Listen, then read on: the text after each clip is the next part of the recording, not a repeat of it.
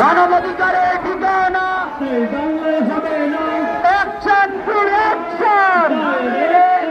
একজন নোবেল বিজয়ী হতে পারেন, কিন্তু আপনাকে মনে রাখতে হবে সুদের অঙ্কের সাথে মুল্লাজুল আর আবু জাহের সাউদির অঙ্ক বুঝতে হবে।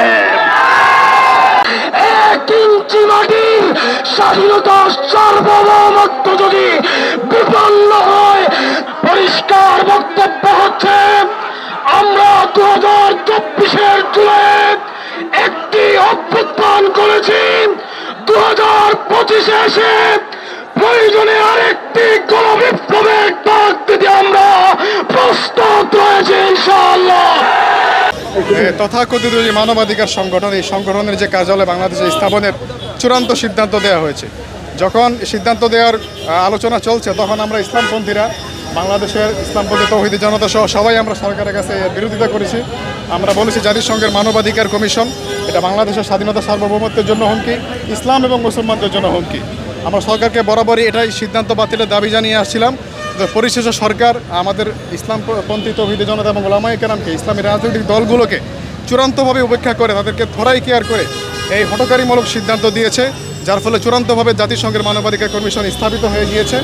আমরা এটার তীব্র নিন্দা এবং প্রতিবাদ জানানোর জন্য এবং এই হঠকারী সিদ্ধান্ত বাতিল করার জন্য আজকে আমাদের এই বিক্ষোভ এবং মিছিল অনুষ্ঠিত হয়েছে।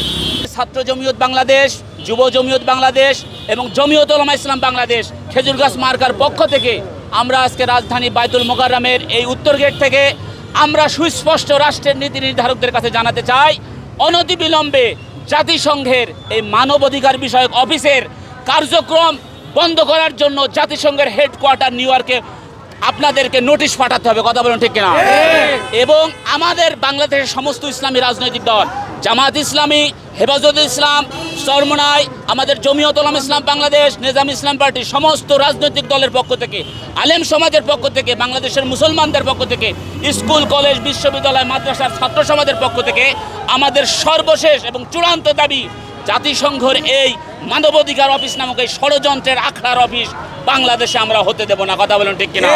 এই জন্য আমরা আমাদের বাংলাদেশের স্বাধীনতা সার্বভৌমত্ব রক্ষার জন্য, আমাদের ইসলামী তাহজিব তামাদ্দুন রক্ষার জন্য, আমাদের জাতীয় নিরাপত্তাকে নিশ্চিত করার জন্য বাংলাদেশের সমস্ত আলেম সমাজ, মাদ্রাসার পড়ুয়া সমস্ত ছাত্র সমাজ, স্কুল কলেজ বিশ্ববিদ্যালয়, শিক্ষক সমাজ, সাংবাদিক সমাজ, সব শ্রেণী পেশার মানুষ ঐক্যবদ্ধ আছে।